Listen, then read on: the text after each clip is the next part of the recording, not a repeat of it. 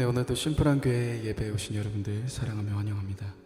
주님의 깊은 임재와 또 그 주님의 깊은 사랑 안으로 오늘도 더 깊이 나아가는 귀한 이 시간 되셨으면 좋겠습니다. 이 시간 함께 찬양하며 나아가십시다.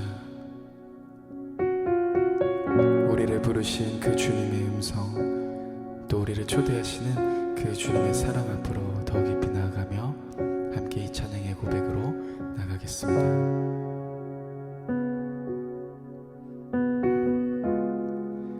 나를 부르신 나의 부르신 그 길을 따라 한 걸음씩 걸어갈 때에 그 길 끝에 날 맞아주시느니 하나님의 사랑 예수 그리스도 나를 부르신 그 사랑의 음성 내 마음에 들려올 때에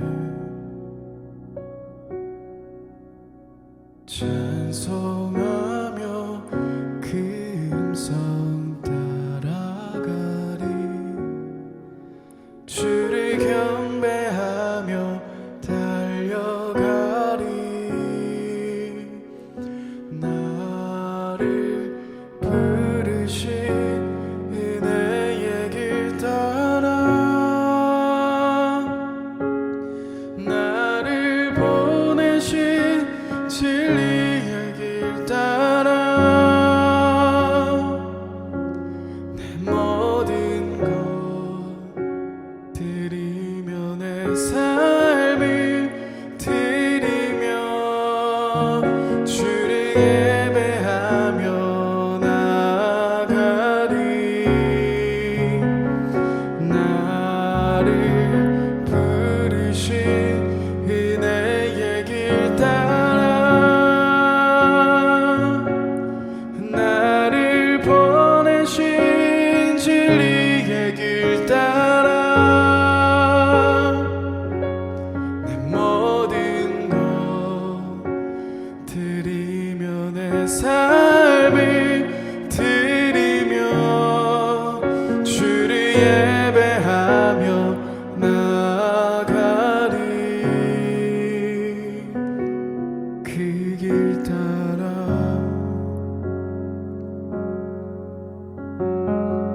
다시 한번 고백하겠습니다. 나의 부르신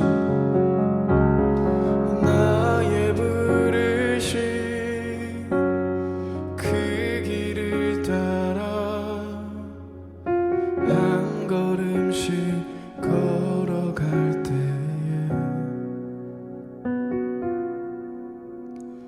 그 길 끝에 날 맞아 주시느니 하나님의 사랑 예수 그리스도 나를 부르신 그 사랑의 음성 내 마음에 들려올 때에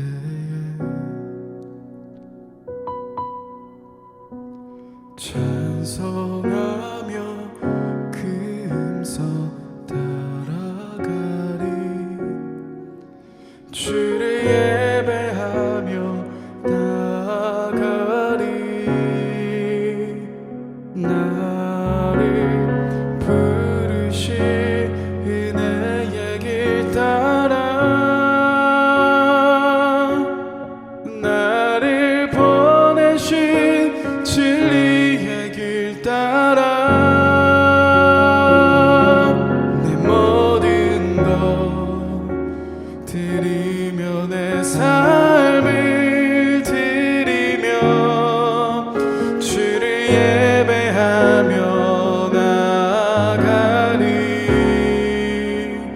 나를 부르신 은혜의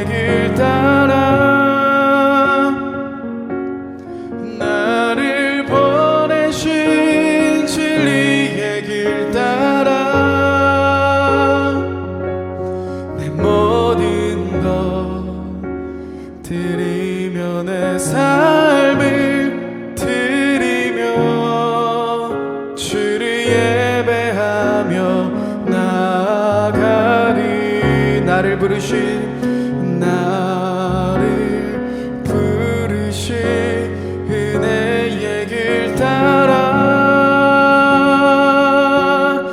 나를 보내신 진리의 길 따라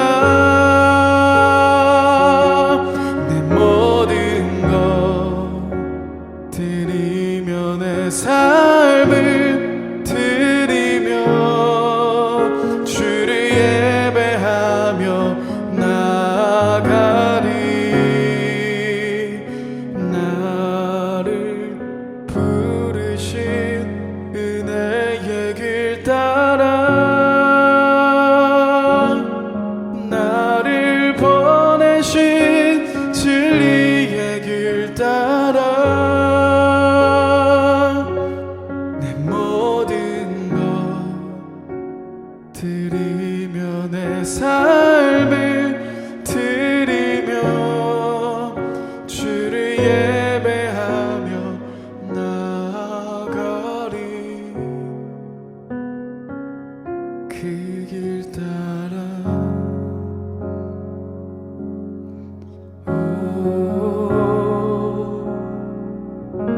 그 길 따라 나의 맘 그 길 따라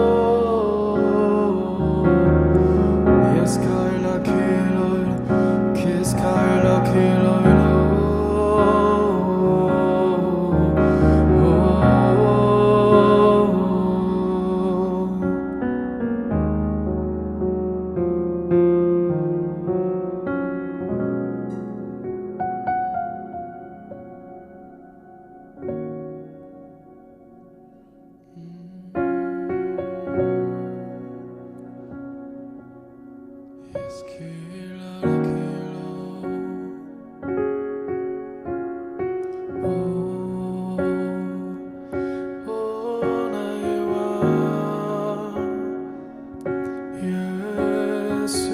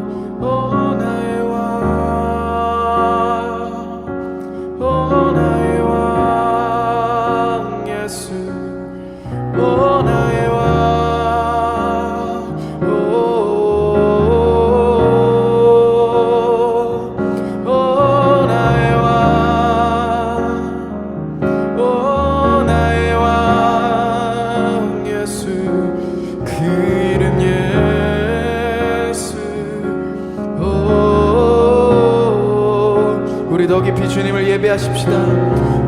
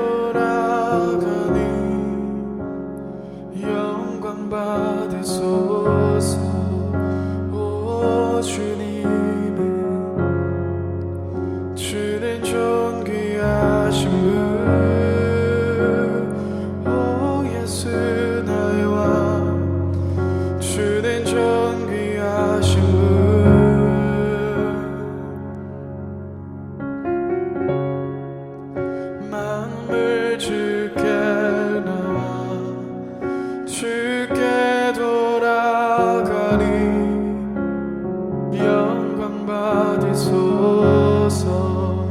오 주님이 주는 존귀하신 분, 예수 나의 왕, 주는 존귀하신 분.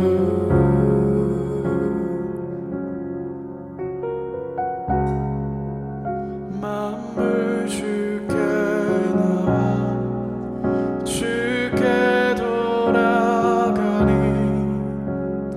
영광 받으소서. 오 주는 존귀하신 분, 예수 오 예수 주는 존귀하신 분.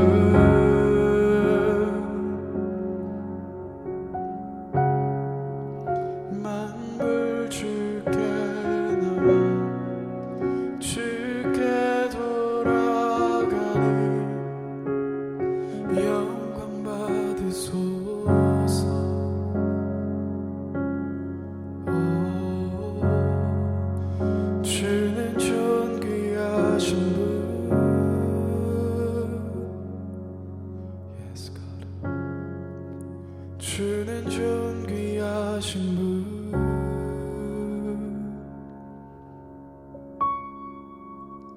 만물 주께 나와 주께 돌아가니 영광 받으소서. 오 주는 존귀하신 분.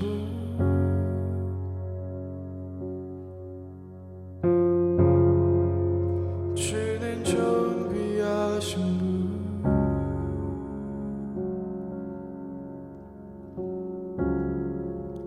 만물 주께 나와 주께 돌아가니 영광 받으소서.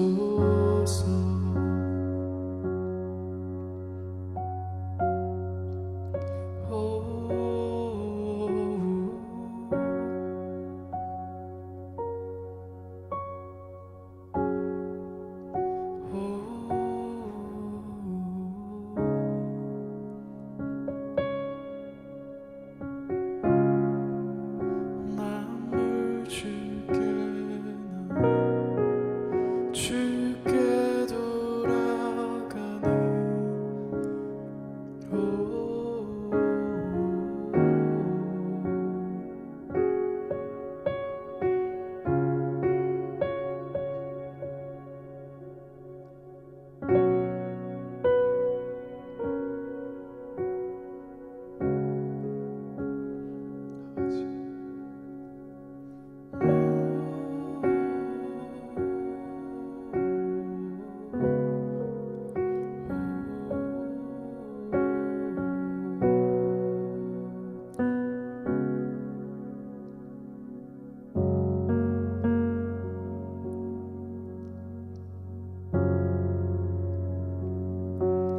고난 영혼 편히 쉴 곳과 풍랑이라도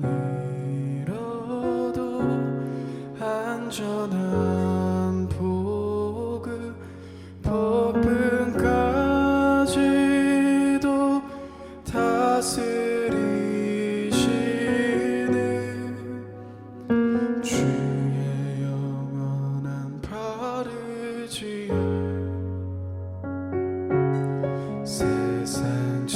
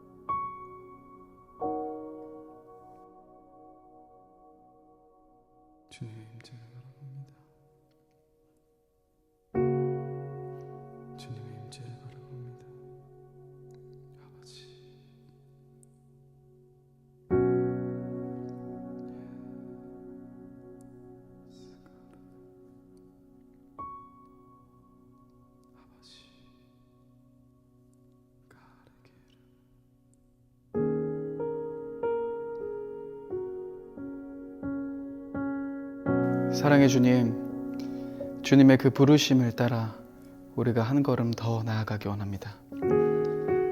우리와 함께 하시고 또 우리를 안아주시는 그 주님의 더 깊은 임재 안으로, 또 주님의 더 깊은 기름 부으심 안으로 우리가 나아갑니다. 오늘도 하나님의 말씀 앞으로 우리가 나아갈 때 이 말씀을 통하여서 다시금 우리들의 마음 가운데 주님의 마음이 심겨질 수 있도록 인도하여 주시며, 깨닫고 또 다시 한번 주님의 말씀을 향해 나아가는 귀한 우리의 발걸음 될 수 있도록 인도하여 주옵소서. 감사합니다. 사랑합니다. 귀하신 예수님의 이름으로 기도드립니다. 아멘. 네, 오늘 함께 말씀 나누겠습니다. 마태복음 25장 24절부터 30절까지의 말씀입니다. 마태복음 25장 24절부터 30절까지 말씀 같이 한번 읽겠습니다. 한 달란트 받았던 자는 와서 이르되, 주인이여, 당신은 굳은 사람이라 심지 않은 데서 거두고 해치지 않은 데서 모으는 줄 내가 알았으므로 두려워하여 나가서 당신의 달란트를 땅에 감추어 두었나이다. 보소서, 당신의 것을 가지셨나이다. 그 주인이 대답하여 이르되, 악하고 게으른 종아, 나는 심지 않은 데서 거두고 해치지 않은 데서 모으는 줄로 내가 알았느냐. 그러면 내가 마땅히 내 돈을 취리하는 자들에게 맡겼다가 내가 돌아와서 내 원금과 이자를 받게 하였을 것이니라 하고, 그에게서 그 한 달란트를 빼앗아 10달란트 가진 자에게 주라. 무릇 있는 자는 받아 풍족하게 되고 없는 자는 그 있는 것까지 빼앗기리라. 이 무익한 종을 바깥 어두운 데로 내쫓으라. 거기서 슬피 울며 이를 갈리라 하니라. 아멘. 네, 오늘은 여러분 건물 짓기 세 번째 시간입니다. 오늘은 바로 철근 배근을 하는 작업입니다. 사실 이 건물 짓기 시리즈를 통하여서 저는 여러분들의 그 신앙의 그 건물들이 어떻게 하면 세워질 수 있을까, 또 어떠한 여정을 걸어가야 할까에 대한 이야기를 함께 나누고 있습니다. 먼저 저번 주 그리고 또 저저번 주에는 사실은 건물을 지을 때 기초 공사를 해야 되는 그런 부분들을 다뤘습니다.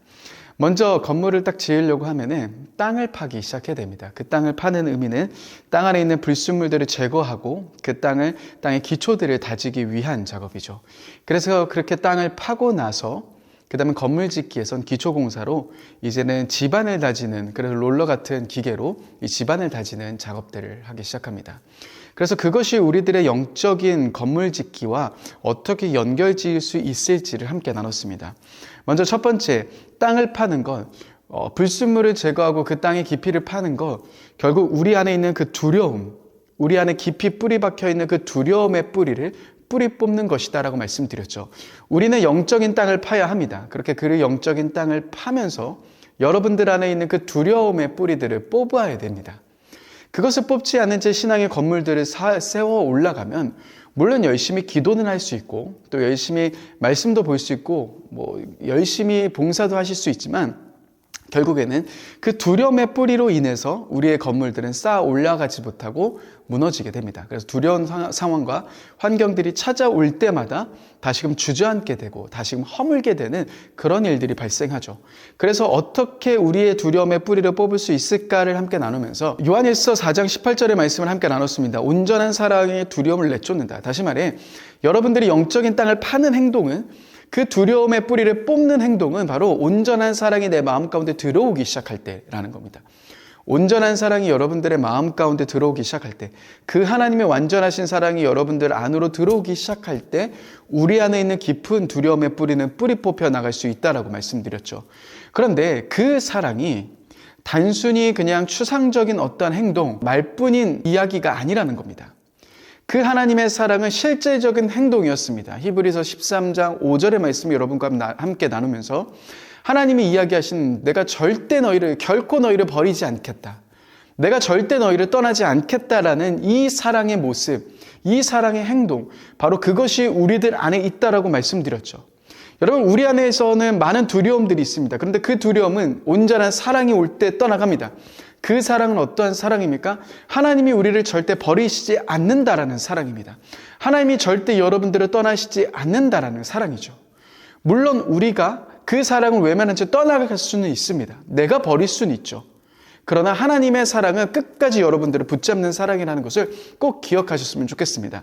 이것이 우리들의 영적인 그 땅을 파는 행동, 그래서 불순물이라는 그 두려움이라는 불순물을 제거하는 행동이라고 여러분께 말씀드렸다면, 저번 주는 그렇게 땅을 팠다면 이제 집안을 다져야 되는데, 그래서 롤러가 이제 왔다 갔다 하면서 평평하게 만들어야 되는데 이것이 무엇인가에 대해서 함께 나눴습니다. 저번 주에 여러분들과 함께 나눴던 말씀은 요한복음 21장에 나와 있는 베드로에 대한 사건이었죠. 베드로가 3번 예수님을 부인하고 그 부활하신 예수님을 만났지만 베드로는 다시금 물고기 잡으러 떠나갑니다. 예수님이 그런데 그 베드로에게 찾아오셔서 3번 질문하시죠. 너가 나를 이 모든 사람보다 사랑하느냐? 그런데 여러분, 우리가 익히 알고 있는 그런 질문에 대한 방향이 아닌, 저는 여러분들과 함께 이 말씀을 통해서 새로운 방향들을 함께 나눴습니다. 그것은 무엇이었습니까? 예수님이 이 베드로에게 이렇게 질문하신 것의 가장 중요한 요점은 베드로가 그렇게 사랑할 수 있는 자격, 그렇게 진짜 사랑할 수 있을까에 대한 부분들을 물어보시는 겁니다. 여러분, 베드로는 예전 같았으면 내가 주님을 사랑합니다 라고 이야기를 했겠죠. 근데 말씀을 보시면 베드로는 그렇게 이야기하지 못합니다. 내가 사랑하는 줄 주님이 아십니다 라고 이야기할 수밖에 없습니다. 왜입니까? 당당할 수 없고 연약하고 자신이 어떠한 존재인지 분명하게 알고 있기 때문이죠. 그렇게 사랑할 수 없는 존재, 내가 예수님을 사랑한다라고 말하지만 여전히 무너질 수밖에 없는 존재가 자신이라는 것을 알고 있는 것 아니겠습니까? 그래서 베드로는 그렇게 예수님께 대답할 수밖에 없는 겁니다. 그런데 예수님의 이 질문 속에 담겨져 있는 내용, 그리고 요한복음 전체에서 21장에서 나와 있는 이 내용 자체가, 베드로의 스토리 자체가 어떠한 이야기들을 우리에게 들려주고 있는 겁니까? 앞부분에 보시면은 내가 물고기 잡으러 떠나간다라고 베드로가 이야기했지만 그 베드로는 어떠한 모습에 어떠한 결과를 낳았냐면 물고기를 한 마리도 잡지 못하는 상황을 마주하게 됩니다. 다시 말해 베드로는 말한 대로 살아갈 수 없는 연약한 존재였다는 겁니다. 그가 하나님께 이야기했던 대로 살아갈 수 없는 정말 자격 없고 연약한 존재, 바로 그 베드로라는 것을 보여주고 있는 겁니다. 또한 예수님이 베드로에게 마지막 이야기하신 것은 너가 젊어서는 너가 하고 싶은 대로 살아갔지만 너가 늙어서는 남이 너에게 띠띠우면서 너의 팔을 벌릴 거다라는 이야기, 죽어서 어떠한 죽음에 대한 이야기일 수 있지만 그것은 단지 죽음만을 넘어서 그가 앞으로 어떠한 삶을 향해 나아가야 할지를 보여줍니다.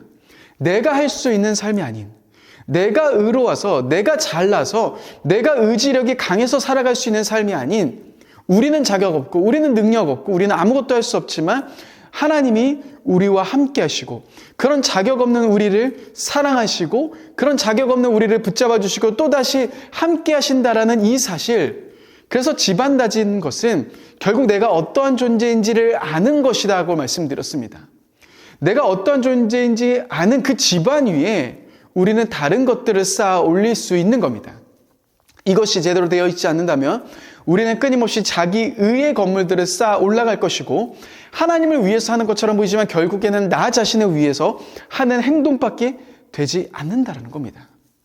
그래서 자기 의에 대한 이야기, 내가 어떠한 존재인지를 알고 내가 하나님 앞에 진짜 죽을 수밖에 없고 아무것도 할 수 없는 자다라는 이 사실, 이것이 여러분들의 안에 있는 그 집안, 가장 중심에 있는 집안, 가장 기초에 있는 집안이 되어야 한다라고 말씀드렸습니다. 그렇다면 오늘은 이제 그 집안 위에 이제 하나하나씩 쌓아가는 훈련들을 하려고 합니다.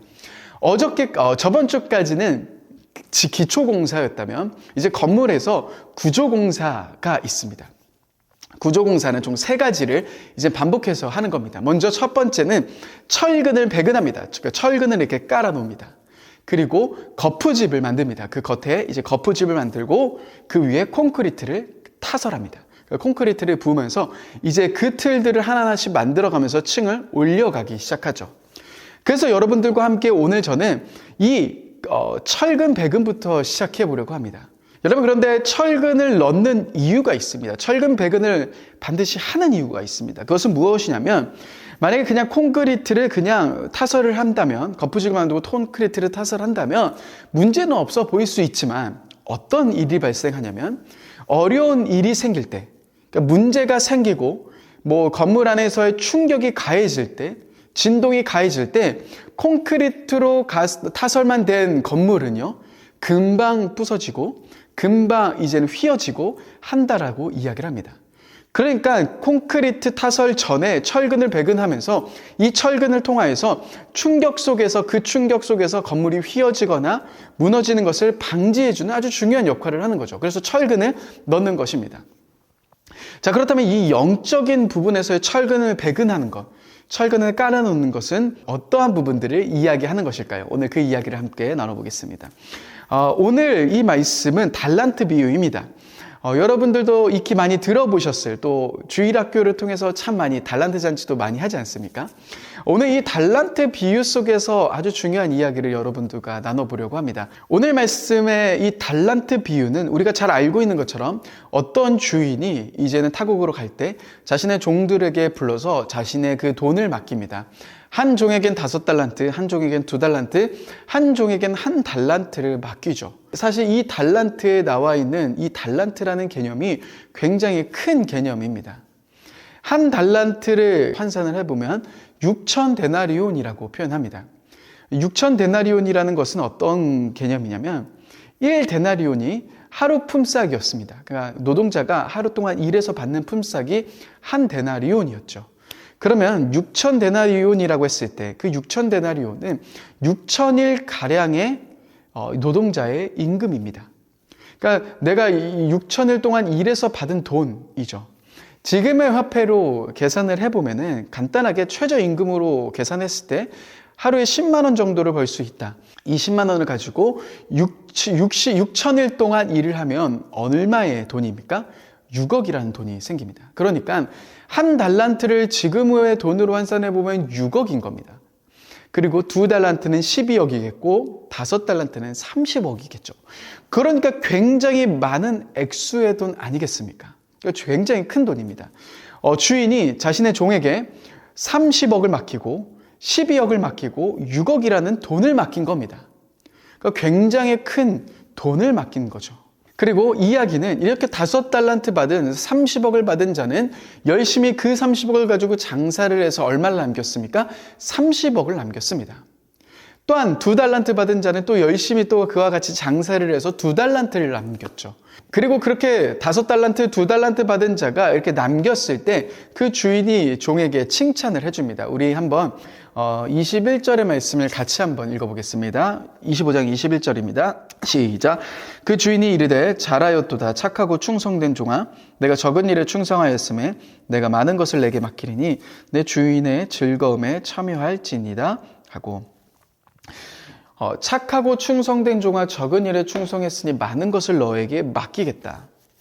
여러분 분명히 결산이라고 했을 때 그 주인이 와서 결산을 하는 장면인데요. 결산이라고 했을 때의 느낌은 이것이 마지막 때에 대한 그림처럼 보입니다. 그러나 단순히 마지막 때에 대한 이야기만은 아닌 것 같습니다. 왜냐하면 마지막 때라고 했을 때 마지막 때는 그냥 단순히 너가 얼마 거뒀냐, 얼마 벌었냐 라고 이야기하는 것으로 그치지 않고 주인은 그 종에게 무엇을 이야기하냐면 너가 적은 것을 충성했으니 더 많은 것을 맡기겠다라는 이야기를 하십니다. 그러니까 어쩌면 이 이야기가 단순히 마지막 때에 대한 그림을 보여주는 것은 아니라는 것을 여러분들이 기억해 주셨으면 좋겠습니다. 그러면 이 말씀은 죽어서의 결산에 대한 의미가 아니라 그러면 어떠한 이야기, 달란트 비유에서는 무엇을 이야기를 하고 있을까? 그것은 25장의 앞부분에 대한 내용과 24장 36절부터 일어나는 그 예수님의 이야기를 통해서 지금 달란트의 비유가 무엇을 이야기하는지를 우리는 조금 더 분명하게 알 수 있을 겁니다. 보시면은 마태복음 24장 36절부터 하나의 이야기가 등장합니다. 그것은 무엇이냐면 세상의 끝이 언제냐, 주님의 다시 오시는 것과 세상의 끝이 언제냐라는 그 제자의 물음 속에서 예수님이 36절에서 이렇게 이야기하십니다. 그날과 그때는 아무도 모른다. 그날과 그때는 아무도 모른다라는 이야기를 하시죠. 그리고 24장 36절부터 나오는 그 뒷부분의 이야기는 무엇입니까? 그러면 그날과 그때는 아무도 모르니까 우리가 어떻게 살아가야 하는가? 그럼 우리가 그냥 막 살아도 되는 것인가? 라는 이야기 속에서 예수님은 분명히 2가지를 이야기하십니다. 무엇이냐면 깨어있는 것과 준비하는 것입니다. 깨어있는 것과 준비하는 것. 그래서 25장 첫 부분에 10처녀가 나오죠. 그 10처녀에 대한 이야기의 포커스는 무엇입니까? 준비된 처녀와 준비하지 못한 처녀에 대한 이야기가 나옵니다. 그런데 마태복음 25장에 나와 있는 이 달란트 비유는 우리에게 이러한 질문을 던져주는 겁니다. 그렇다면 그 준비를 한다라는 것은 구체적으로 어떠한 준비인가? 그 준비를 해야 되는 건데 그 준비한다라는 것은 어떠한 준비이며 그러면 우리 그리스도인들은 어떠한 준비를 하며 이 시대를 이 시기를 살아가고 있어야 될까에 대한 이야기가 바로 이 달란트 비유에서의 핵심입니다. 그래서 죽어서 결산하신다라는 의미보다 우리의 포커스는 그러면 우리가 지금 이 땅에서 어떠한 준비를 해야 될까? 바로 이 준비의 포커스가 맞춰져 있다는 것을 기억하시면 좋을 것 같습니다. 자, 그렇다면 오늘 말씀에서 이제 한 달란트 받은 사람의 이야기가 등장합니다. 5달란트와 2달란트 받은 사람은 장사를 해서 5달란트, 2달란트, 100%의 이윤을 남겼죠. 그러면 이 한 달란트 받은 사람은 어떠한 행동을 했을까? 그런데 성경은 그 사람의 행동을 참 재밌게 표현합니다. 그 사람이 그 6억을 가지고 땅에다 묻어뒀습니다. 여러분, 이 종은 자신이 그대로 6억을 받고 있고 그 6억을 다시 그대로 돌려드렸습니다. 그런데 주인은 굉장히 이 행동을 보면서 화를 내죠. 그러면 여러분, 이 말씀이 준비에 대한 이야기라면, 그리스도인으로서 우리가 준비해야 되는 이야기라면, 저는 사실 말씀을 처음부터, 이 달란트 비유의 말씀을 처음부터 쭉 읽으면서 이 흐름이 조금 뭔가 뒤죽박죽 섞여 있다라는 느낌을 많이 받았습니다. 만약에 예수님이 장사하는 것과 장사하지 않는 것을 비교하신다면 더 좋은 비교가 무엇이냐면 어떤 비교입니까? 한 사람은 열심히 장사합니다. 5달란트, 2달란트 받은 사람은 열심히 또 장사를 합니다. 그런데 반대편에 있는 한 달란트 받은 사람은 빙둥빙둥 놀기 시작하는 겁니다. 그 재산들을 탕진합니다. 그러면 이 비유가 이렇게 비유가 되었을 때 장사하는 것, 성실하게 행동하는 것, 그 주인이 맡긴 것에 대해서 열심히 충성하는 것을 더 잘 드러낼 수 있지 않습니까? 그렇게 한다면 조금 더 우리에게 분명한 이해를 줄 수 있지 않겠습니까? 그런데 이 말씀을 보시면은 예수님이 이야기하시는 준비가 우리가 생각하는 준비와는 조금 다른 것을 보게 됩니다. 단순히 그냥 성실해라, 그러니까 단순히 열심히 해라라는 이야기가 아닙니다. 그것을 이야기하셨으면 훨씬 더 단순하게 이 말씀을 배열하셨을 겁니다. 이 비유를 이야기하셨겠죠. 예수님이 이야기하신 것에 이 이야기 속에서 우리들의 시선을 계속 빼앗는 하나의 이야기가 있습니다. 다시 말해 이 달란트 비유 속에서 그 비유를 듣는 사람들의 입장에서 굉장히 이상하고 굉장히 눈길이 가는 하나의 이야기가 있다는 겁니다. 그것이 무엇입니까? 그것은 한 달란트 받은 사람이 주인에게 이야기한 이 이야기입니다. 한번 24절의 말씀을 같이 한번 보시겠습니다. 24절입니다. 같이 읽겠습니다. 한 달란트 받았던 자는 와서 이르되 주인이여 당신은 굳은 사람이라 심지 않은 데서 거두고 해치지 않은 데서 모으는 줄 내가 알았으므로. 여러분 24절에서 한 달란트 받은 사람이 주인에게 와서 무엇을 이야기합니까? 당신은 굳은 사람이다. 심지 않은 데서 거두고 해치지 않은 데서 모으는 줄 내가 알았다.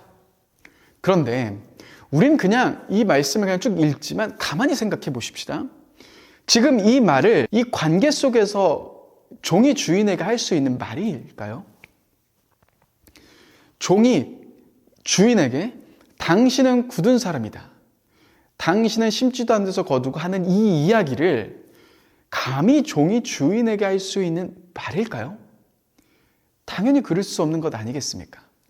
지금의 개념에서도 이게 이해가 안 되는데 지금도 직장의 상사와 그 직원들 이런 관계 속에서도 이렇게 이야기하는 게 굉장히 무례하고 예의가 없는데 아니 그보다도 훨씬 더 이전인 종과 주인의 관계가 완전히 종은 주인의 소유물이었던 그 관계 속에서 감히 종이 주인에게 이러한 이야기를 할 수 있겠습니까? 당신은 굳은 사람이다라는 이 이야기를 여러분 할 수 있을까요? 하면 죽는 것 아니겠습니까? 사실 이 말씀의 포커스는요, 이 말씀을 듣고 있는 종과 주인의 관계를 너무나도 분명하게 알고 있었던 그 당시의 사람들 입장에서는 예수님이 비유로 이야기하시는 이 비유 속에서 너무나도 이상한 부분들을 발견하는 겁니다. 아니 종이 어떻게 주인에게 저렇게 이야기해? 그러면서 자연스럽게 종이 주인에게 이야기한 내용의 포커스가 맞춰지게 돼 있다는 거죠. 그러니까 오늘 예수님이 이 달란트 비유를 통해서 우리들에게 들려주고 싶은 진짜 중요한 이유가 바로 여기 있는 겁니다. 이렇게 종이 주인에게 이야기하면서까지 이 내용을 우리들에게 집중시키면서 예수님은 이 말씀을 우리에게 들려주고 있으시다라는 거죠. 여러분 이 말씀의 내용은 무엇입니까? 종이 주인을 어떻게 생각하고 있는지에 대한 내용입니다. 주인은 그러한 주인이 아닙니다. 그런데 종이 그 주인에 대해서 잘못된, 왜곡된 이미지를 갖고 있는 겁니다. 스스로가 말이죠. 그리고 그 왜곡된 이미지로 인해서 종은 그러한 행동의 결과를 낳게 되는 겁니다. 여러분, 이것을 우리의 신앙과 접목시켜보면 아주 중요한 이야기를 들려주고 있습니다. 우리는 하나님을 예배합니다. 또 하나님을 사랑합니다. 그런데 어떤 하나님을 여러분 예배하고 계십니까? 어떤 하나님을 만나고 계십니까? 또 어떤 하나님께 기도하고 계십니까? 우리는 정답을 알죠. 사랑의 하나님, 좋으신 하나님, 위대하신 하나님, 전능하신 하나님, 모든 것을 하실 수 있는 분이라는 그런 정답을 알고 있지만 여러분, 정말 그 하나님을 여러분 믿고 계십니까? 이 질문은 별개의 질문이라는 겁니다. 우리는 흔히 내가 아는 하나님을 내가 믿고 있다라고 생각합니다. 내가 하나님을 이렇게 알고 있으니까 내가 그렇게 하나님을 믿고 있어. 그런데 가만히 생각해 보시면 내가 아는 하나님과 내가 믿고 있는 하나님 사이에 굉장히 큰 차이가 있다는 것을 보실 수 있을 겁니다. 평상시에는 잘 드러나지 않습니다. 언제 드러납니까? 내가 무엇인가 문제가 생겼을 때, 내 삶 속에서 어려운 일이 생겼을 때, 내 삶 속에서 끊임없이 고난과 힘든 일이 있을 때, 그런 부분들이 있을 때 우리 안에 있는 그 하나님에 대한 이미지, 내가 진짜 어떤 하나님을 믿고 있었는지가 드러나기 시작한다는 겁니다. 마치 오늘 한 달란트 받은 사람이 이야기하는 모습처럼 말이죠. 그 주인이 굳은 사람이기 때문에 그는 아무것도 하지 않습니다. 그 주인이 그런 사람이 아님에도 불구하고 스스로가 왜곡된 이미지를 만들고 그 주인에 대한 생각을 가진 채 그렇게 행동을 한다는 겁니다. 탕자의 비유에서도 똑같습니다. 첫째 형이 아버지에 대한 그릇된 이미지를 갖고 있습니다. 그래서 이 이미지로 인해서 탕자의 형은 열심히 일은 했지만 그 아버지의 사랑을 경험하지 못하는 자리로 갑니다. 스스로가 말이죠. 그러니 어떠한 하나님의 이미지를 갖고 있는가는 신앙에서 정말 중요한 부분입니다. 그래서 토저는 이런 이야기를 합니다. 제가 한번 읽어드리겠습니다. 인간이 하나님을 어떻게 생각하느냐가 그들의 신앙과 삶을 결정한다. 왜냐하면 우리의 하나님의 개념이 왜곡될 때 우리의 믿음도 함께 왜곡되기 때문이다. 존 오웬도 죄 죽이기에 이렇게 씁니다. 사단의 가장 큰 계략 중 하나는 하나님을 왜곡하여 보게 만드는 것이다. 그는 하나님을 멀리 계신 분으로 우리와 아무 상관없는 존재로 여기게 하거나 반대로 우리의 죄를 가볍게 여기는 분으로 속인다. 여러분, 이처럼 하나님에 대한 왜곡된 이미지로 인해서 우리는 어려움이 찾아오고 힘든 일이 찾아왔을 때 스스로가 무너지게 됩니다. 이처럼 어떠한 왜곡된 이미지를 갖고 있느냐에 따라서 나의 신앙의 방향과 나의 신앙의 행동들이 결정됩니다. 그래서 사단이 바로 이 부분들을 집요하게 공격하는 겁니다. 창세기 3장 1절에서 보시면은 창세기 3장 1절부터 나오는 그 사단이 하와를 유혹하는 장면도 보시면요. 다 무엇을 하는 겁니까? 하나님에 대한 왜곡된 이미지를 만들어줍니다. 하나님이 동산 모든 나무의 실과를 먹지 말라고 하셨냐? 하나님은 한 가지만 먹지 말라고 이야기하셨는데 마치 모든 것을 먹지 말게 하시는 분으로 하나님을 만들어버리죠. 또한 하나님이 너 이거 먹으면 하나님처럼 될까봐 너희 먹지 못하게 한 거야 라고 하면서 하나님의 이미지, 하나님의 모습들을 계속 왜곡시킵니다. 그것이 바로 사단의 주요 전략이었다라는 것이죠. 오늘 달란트 비유에서 정말 중요한 이미지 하나를 볼 수 있습니다. 여러분, 달란트 비유에서 앞에도 말씀드렸듯이 이것은 종이 주인에게 이야기할 수 없는 내용입니다. 그런데 그 종은 너무나도 서슴없이 이야기를 합니다. 그리고 그 행동의 결과를 보게 되는 겁니다. 우리는 하나님의 이미지를 다시 잡아야 됩니다. 우리가 놓치지 말아야 되는 하나님의 이미지, 어떠한 이미지입니까? 나는 종이고 하나님은 왕이시다라는 이 개념입니다. 하나님은 왕이십니다. 내가 왕이 아닙니다. 내가 결정권자가 아니라는 겁니다. 내가 결정해서 스스로 결정을 내려서 그냥 땅에 묻어두는 것, 그것이 아니라는 겁니다. 내가 내 인생의 왕이 아니라 우리는 철저하게 하나님의 종입니다. 하나님이 왕이시고 우리는 그 하나님의 백성들이라는 이 사실을 우리는 기억해야 합니다. 여러분, 하나님이 왕이십니다. 그 하나님이 여러분들의 삶을 주관하시고 여러분들의 삶을 다스리시는 왕이시라는 겁니다. 여러분, 영적인 철근백은의 작업은 바로 이 관계를 새롭게 하는 겁니다. 하나님은 우리의 왕이십니다. 그 사실을 정말 믿으십니까?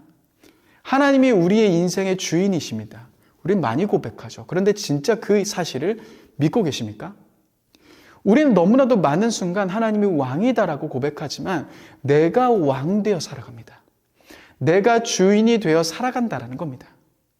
하나님이 왕이시지만 그 왕의 자리에 내가 앉으려고 하고 내가 그 하나님을 평가하는 자리에 앉으려고 합니다. 그런데 가만히 생각해 보시면 이 종의 이 무례한 말은 무엇을 보여주십니까? 그 관계가, 그 이미지가 너무 잘못되어 있다는 걸 보여주시는 거죠.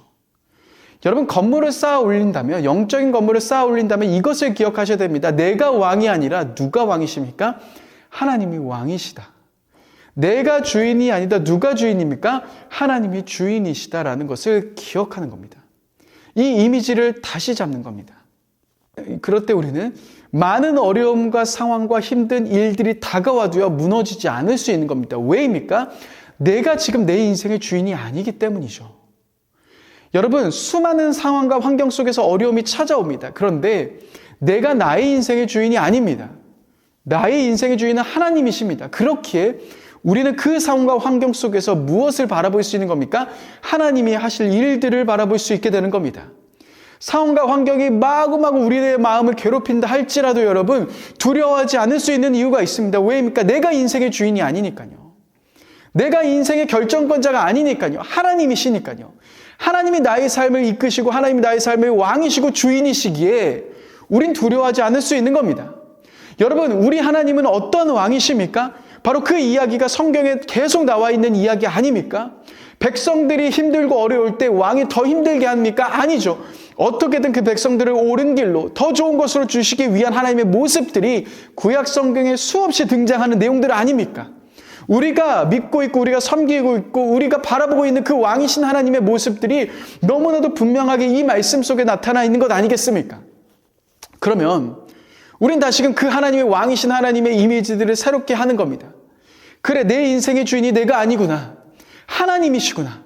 하나님이 나의 인생의 왕이시구나라는 이 사실을 여러분들이 계속해서 기억하시며 나아가실 때 이것이 여러분들의 영적인 철근을 배근하는 작업이 되는 겁니다. 그리고 그 위에 여러분들은 거푸집을 만들고 그 위에 부을 수 있게 되는 것이죠. 그래서 이 사실을 기억하는 것이 너무 중요합니다. 오늘 말씀 달란트 비유에서도 그 이야기를 하고 있는 겁니다. 여러분, 그 주인의 이미지는 어떠합니까? 그 주인은 어떠합니까? 그 주인이 맡길 때마다 그 종은요 성공할 수밖에 없는 겁니다. 오늘 말씀을 가만히 보시면 실패한 종이 사실 아무도 없습니다. 실패가 없는 겁니다. 그 주인의 아래에 있는 종들은요 실패할 수가 없는 겁니다. 5달란트 받은 사람이 2달란트로 줄어들고 그렇지 않다라는 겁니다. 플러스밖에 없는 것이 그 이야기라는 거죠. 하나님께 여러분들의 인생을 드리고 우리가 그 걸음들을 걸어가기 시작한다면 여러분들의 삶은 실패할 수가 없는 겁니다. 여러분들의 인생은 실패할 수가 없는 겁니다. 그래서 우리가 이 관계를 바로 세우는 것이 중요한 겁니다. 오늘 말씀에 나와 있는 한 달란트 받은 종은 이 관계를 세우지 못하고 있는 겁니다. 이 관계 속에서 스스로가 오해하고 스스로가 왕이 되고 주인 되고 그 주인을 평가하는 자리에 서 있는 겁니다. 이 자리에서 벗어나는 것, 이 준비를 하는 것, 그것이 우리가 정말 해야 되는 중요한 준비라는 겁니다. 영적인 준비를 해야 됩니다. 또 영적인 철근을 배근해야 됩니다. 그래야 여러분들의 신앙의 건물을 쌓아 올릴 수 있습니다. 다양한 관계가 있을 수 있지만 오늘 제가 영적인 건물에는 이 관계를 꼭 설명드리고 싶었습니다. 주님이 우리의 왕이시고 우리는 그분을 따르는 백성이다. 여러분, 이것이 정말 중요한 관계입니다. 혹시나도 이 관계 속에서 내가 왕이신 하나님에 대한 오해가 있었다면 우리는 다시금 그 오해를 다시 새롭게 해야 됩니다. 주님은 여러분들의 인생을 책임지시는 왕이십니다. 우리는 그분을 따라가는 종입니다. 그래서 그 주님께 여러분들의 삶 전체를 맡기고 다시금 그 이미지를 새롭게 하고 말씀 속에서 우리에게 보여주시는 실패가 없으신 그 하나님의 모습을 다시금 붙잡으시며 오늘도 그 승리의 걸음을 걸어가시는 저와 여러분들 모두가 되셨으면 좋겠습니다. 이 시간 함께 찬양하십시다. 그 왕이신 주님을 바라보며 여러분들의 모든 삶을 내어드리며 함께 찬양하겠습니다. 왕이신 나의 하나님,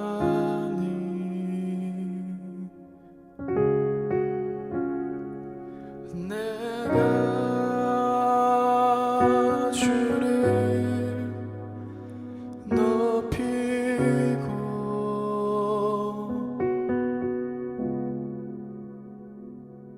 영원히 주의 이름을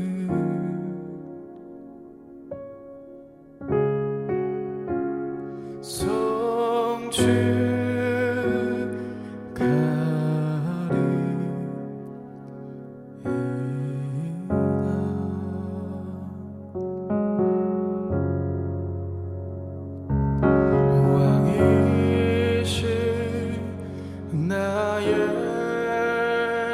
하나님,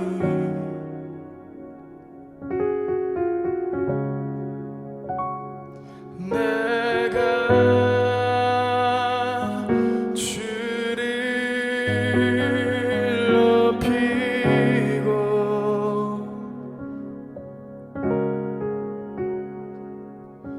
영원히 주의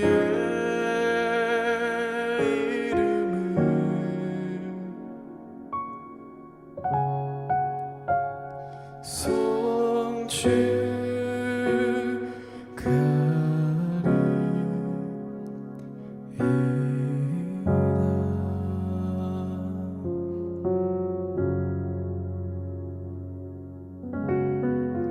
시간 계속해서 기도했으면 좋겠습니다. 기도하실 때 왕이신 주님께 여러분들의 인생을 맡겨드리십시다.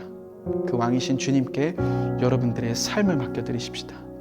혹시나도 내가 오해하고 있었던 그 모습에 대한 부분이 있었다면 여러분 다시금 그 마음들을 내려놓고 실패가 없으신 그 왕이신 하나님, 나의 인생 속에서 실패가 없게 하시는 그 왕이신 하나님을 붙잡으시며 그 주님 앞으로 더 깊이 나아가는 기도로 이 시간 함께 같이 기도하며 나아가겠습니다.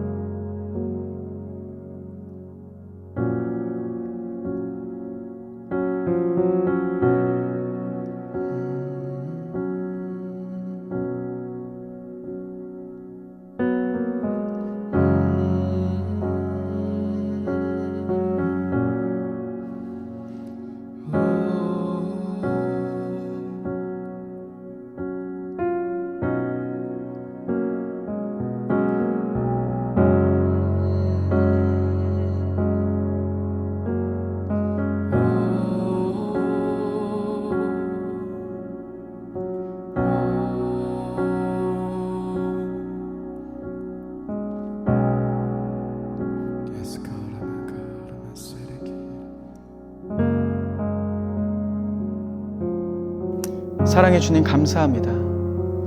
왕이신 주님 한 분만을 바라보며 걸어가는 우리의 삶이 되길 원합니다. 주님이 왕이십니다. 우리는 그 주님을 따라가는 백성들임을 고백합니다.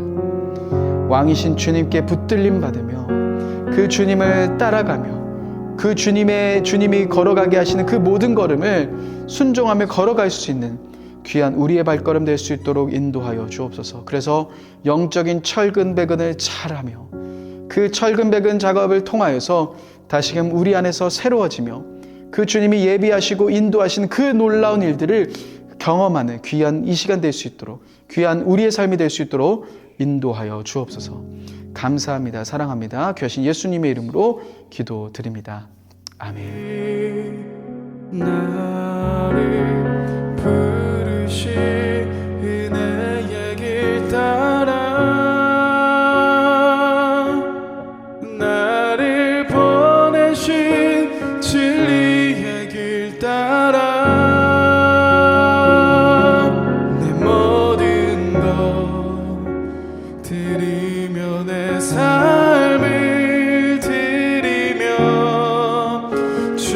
예배하며 나아가리. 나를 부르신 은혜의 길 따라 나를 보내신 진리의 길 따라 내 모든 것 드리며 내 삶을 드리며 주를 예배하며 나아가리. 나를 부르신